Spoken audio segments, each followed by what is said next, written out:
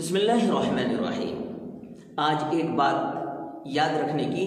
بتا رہا ہوں، وہ یہ ہے کہ جلد بازی میں، تنگ آ کر غصے میں یا کسی کے بہکاوے میں آ کر کبھی بد دعا نہ کیا کیجیے۔ اس سے اللہ کے رسول صلی اللہ علیہ وسلم نے منع فرمایا ہے۔ سنن ابی داود میں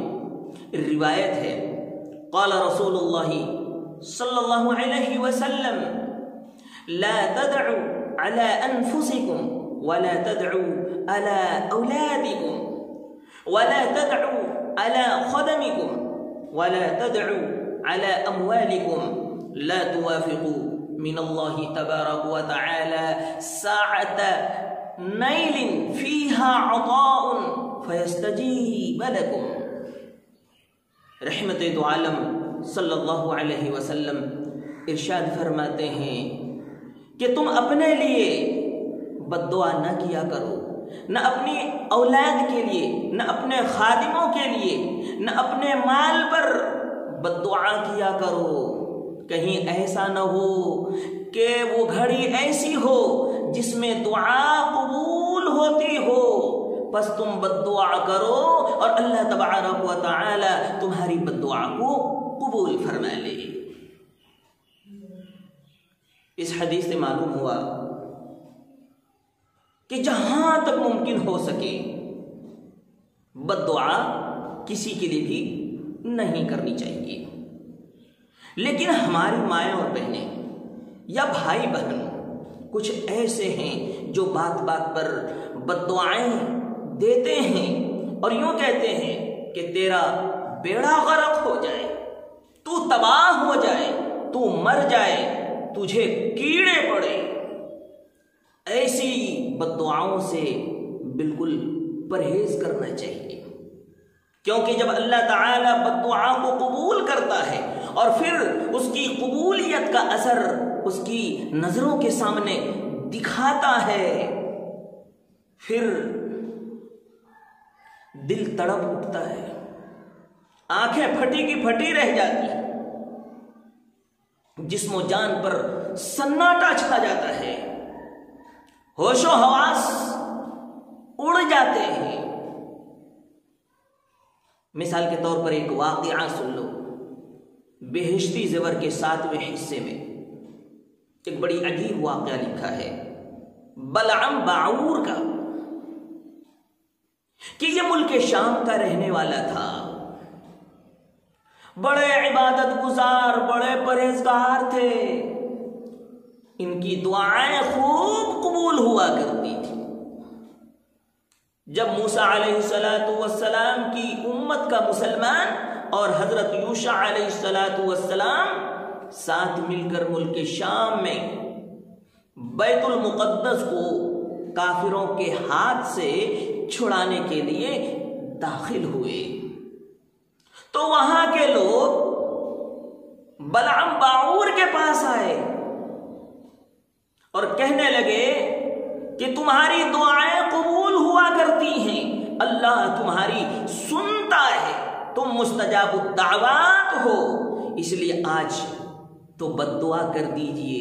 تاکہ یہ سارے لوگ حضرت یوشع علیہ السلام اور ان کے ساتھ جو مسلمان ہیں وہ ہار جائیں۔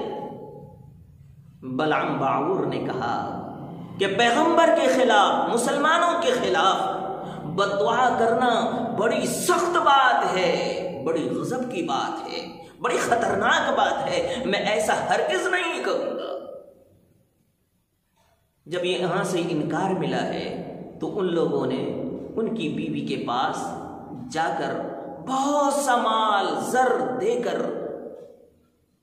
اس سے کہا کہ تم اپنے میاں کو کسی طرح سے بہکاؤ۔ اس گندی اور ناپاک عورت نے اپنے میاں کو ایسی پٹی پڑھائی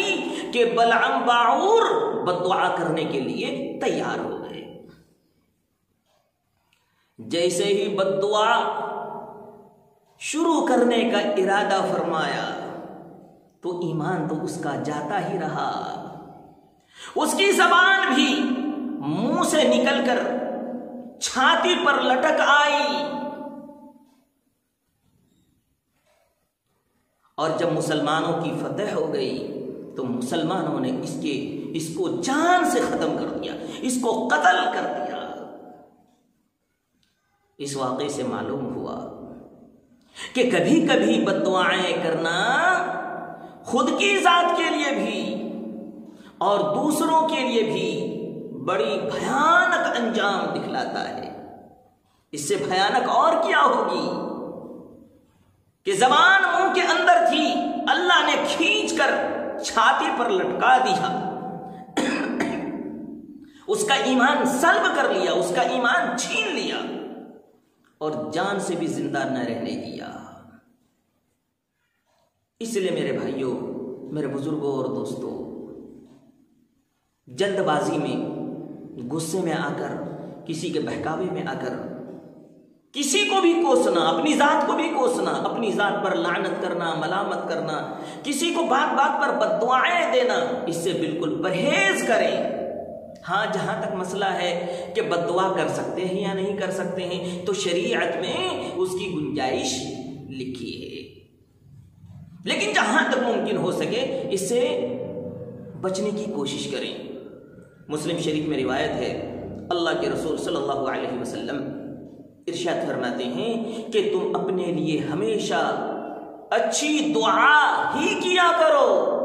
جب اپنے لیے اچھی دعا کیا کرو تو دوسروں کے لیے بھی بھلائی ہی کی دعا کیا کریں۔ کیوں کہ جب بندہ دوسرے کی بھلائی کے لیے دعا کرتا ہے، فرشتے کہتے ہیں کہ یا اللہ، جو اس نے اس کے لیے بھلائی مانگا ہے وہ بھلائی ان کو بھی عطا فرما دے۔ اس لیے میرے دینی بھائیوں اور بزرگوں، اخیر میں کہنا یہی چاہتا ہوں کہ تھوڑا صبر سے کام لیں، ہمت سے کام لیں اور تھوڑی جرأت کے ساتھ اپنے آپ کو رکھیں، قابو میں رکھیں، کنٹرول میں رکھیں۔ پھر اللہ کے رسول صلی اللہ علیہ وسلم کی وہ حدیث آتی ہے کہ جو بندہ صبر کرتا ہے، صبر کرنے والے کو اللہ غالب کر دیتا ہے، اور جس نے بے صبری میں بہت کچھ کہے ہیں، بہت کچھ ستائے ہیں، اللہ اس کو مغلوب کر دیتا ہے۔